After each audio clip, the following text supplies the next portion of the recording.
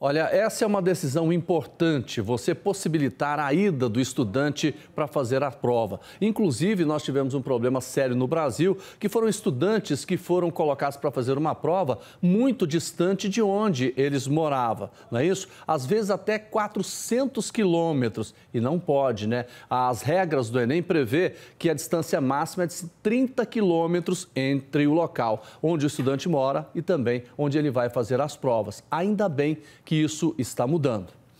Nós vamos seguindo agora, continuando a falar sobre educação. Tá?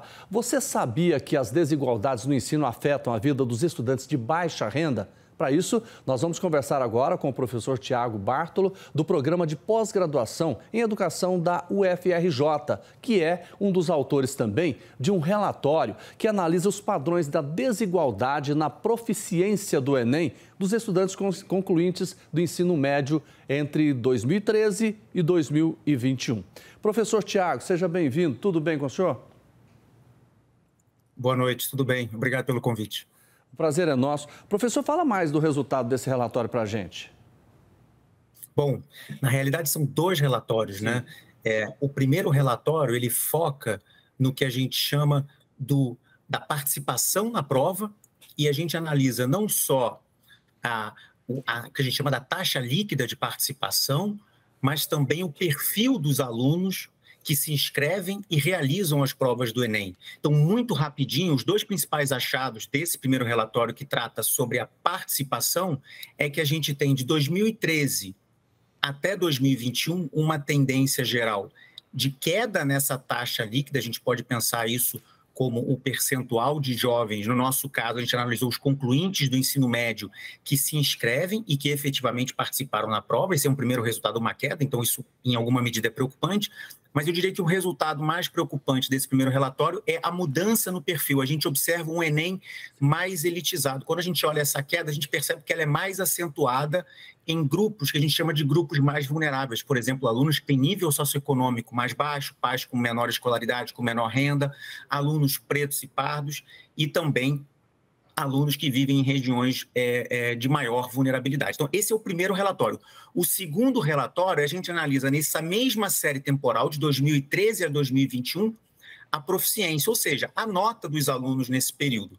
E o que a gente observa nesse período é, em alguns casos, uma manutenção das desigualdades de aprendizagem. O que é desigualdade de aprendizagem? É quando a gente olha diferentes grupos sociais que estão concluindo o ensino médio e como esses alunos desempenham na prova do Enem. Então, a gente percebe 4 grandes dimensões aqui de desigualdade. A primeira é regional, pensando em diferentes regiões do país. A mais importante dela é a dimensão do nível socioeconômico, que eu já descrevi rapidamente. E a gente também observa desigualdades por cor e raça e por dependência administrativa, ou seja, se esse aluno estuda na escola pública e na escola privada. A gente observa ao longo desse período uma manutenção, em alguns casos, inclusive, uma ampliação dessas desigualdades de proficiência.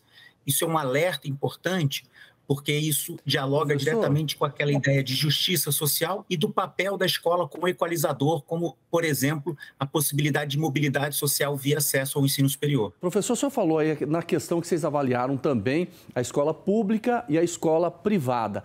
Quais são as diferenças? É muito grande esse abismo entre as duas?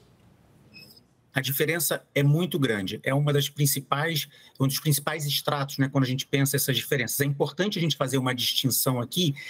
Essa diferença, em parte, ela pode ser explicada, e ela provavelmente é explicada pela qualidade do ensino, mas não é só isso. Existe o que a gente chama de uma seleção inicial, no caso é um viés de seleção, porque a gente sabe que boa parte das escolas privadas cobra mensalidade. Significa dizer que o nível socioeconômico médio dos alunos que ingressam na rede privada é bem diferente daquele da rede pública.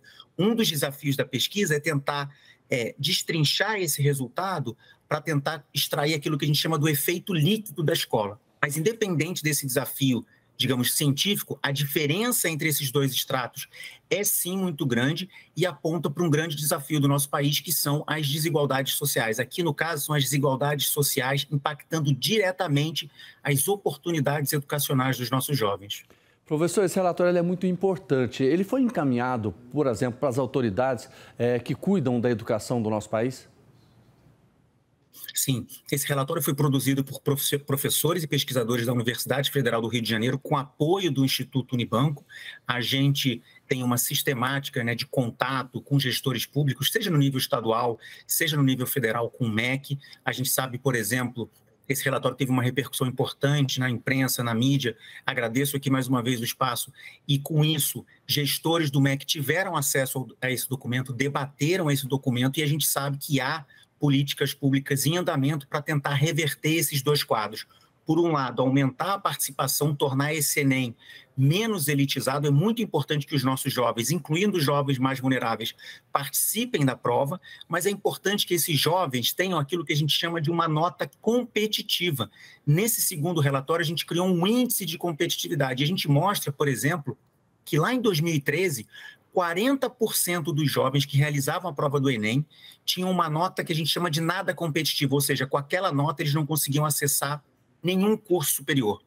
É esse desafio, é um desafio da qualidade, é um desafio da garantia do direito ao aprendizado que a gente tem que enfrentar no país. Tá, professor, eu quero muito agradecer a participação do senhor. Já vou chamando também a nossa repórter lá de Brasília, que está chegando para falar de um outro assunto importante da Anatel. Mas parabéns por esse relatório, né, e que a gente possa, né, utilizar essas informações em benefício da educação. Muito obrigado ao senhor. Eu que agradeço. Boa noite.